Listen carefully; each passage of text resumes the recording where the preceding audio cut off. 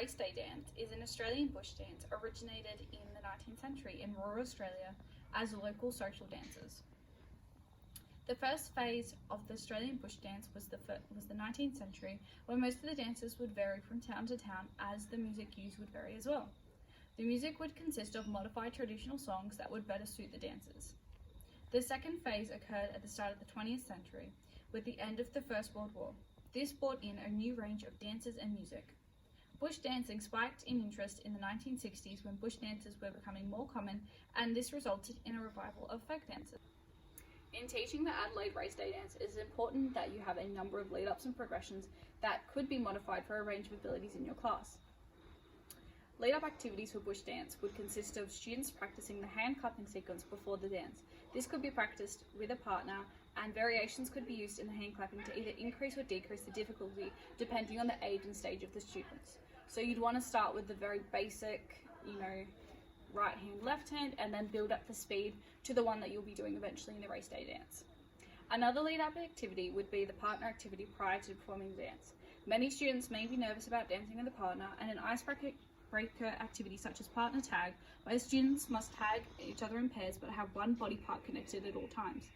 This would help students build confidence with their fellow classmates and would alleviate some of the anxiety for students in their partner activity. A progression for the Adelaide Race Day Dance could be utilised once the class had had a lesson, and then the dance could be built upon and the level of difficulty increased. This would be achieved through an extension on the hand clapping and partner work throughout the dance.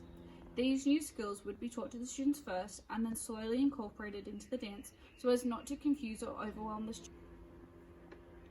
If it appears that a student is struggling, allow them to get a drink and come back. It is important to try and avoid any negative experience with PE that students may have. However, if a student who repeatedly gets out of PE activities, then allow them to step away from one practice of the dance, but it is important that they come back and rejoin the dance so as they still understand it. It is important to give clear instructions and example of movements to ensure that the class has understood the instructions if needed. If it appears that during the class the students are not understanding the movements, it is important that the teacher stops the class, gets the class to sit down and repeat the movement in front of them to ensure that everyone understands this. If only one or a couple of students are struggling, talking to them one-on-one is a better approach to ensure they understand how to execute the dance properly. For a younger class such as Year 2 or 3, it would be a good idea to separate the lessons for students in order to learn the partner work and the hand clapping. Therefore, this allows a greater use of time when you teach the Adelaide Race Day Dance to students, as they already have a basic understanding of some of the skills involved in the dance. The only equipment that is required for this dance is a speaker for the music. This should be loud enough for all students to hear, and it is important that this is placed out of the way so it is not a hazard for students. It is vital that you ensure that any hazards are out of the way for students. Students' hair must be tied up out of their face, and students should remove any jewelry that could cause a hazard to them. This must be done before the class has started. Also, before starting the lesson, check with students that there is no previous injuries that could obstruct them from participating in this lesson. Students should also be dressed in appropriate clothing for PE. The Adelaide Race Day Dance does not need to be taught in one lesson, and this would be overwhelming for students, as this dance does involve partner work. Instead, this should be taught over a series of progressions, which might include lead-up activities as I've mentioned before. It is important that this is not the introduction for students to have with dance. Instead, this should be the natural progression or advancement after students have learned basic dance skills. The lessons depend on the age and year group of the students and how quickly they are able to understand the dance. So this dance could be taught over maybe a term for stage 1 students, or for stage 3 it could be over maybe 2-3 lessons max.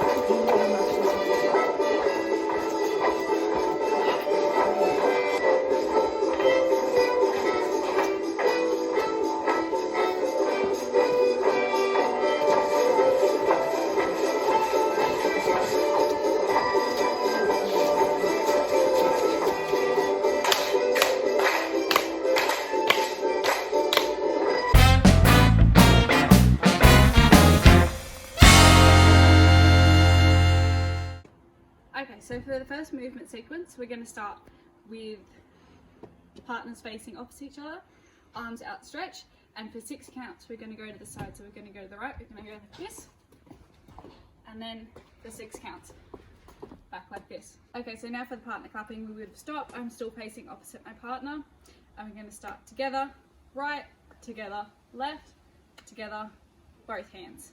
Then we're going to take our partner's arms again. Right. Once we've done the clapping, we'll take our partner's hands and we're going to go in for 5. So this would be in the same circle, and we're going to go in. So 2, 3, 4, 5, and then back out. 3, 4, 5. Right, stop. Okay, so we've come back in from the circle. So with our partner, we're going to spin for 7 counts. So it's going to go 1, 2, 3, 4, 5, 6, 7. Now, students have a bit of trouble with their dizziness. Tell them to pivot. So to pivot with their foot might make it a bit easier for them to stay. So that means keeping one foot grounded and pushing out with the other foot if that helps them keep their stability for spinning for 7 counts. Okay, so this next partner dance, we're going to swap partners. So we're going to go right and we're going to go round in this motion. So we're going to link arms and then move, link and then move, link and then move. So for that movement, we're going to go through 6 partners before we stop. So we're going to touch 6 people's hands and then we're going to stop with our new partner. To finish the Adelaide dance off before we repeat the movements, we're going to join hands with our partners and one big circle and go in for 1, 2, 3, 4, back out, 2, 3, 4, and then the girls, their boy partners will stay standing. The girls will go in with a bit of a skip, 1, 2, 3, 4, turn around, go back to their partner, and then we're going to start the whole sequence all over again and repeat this.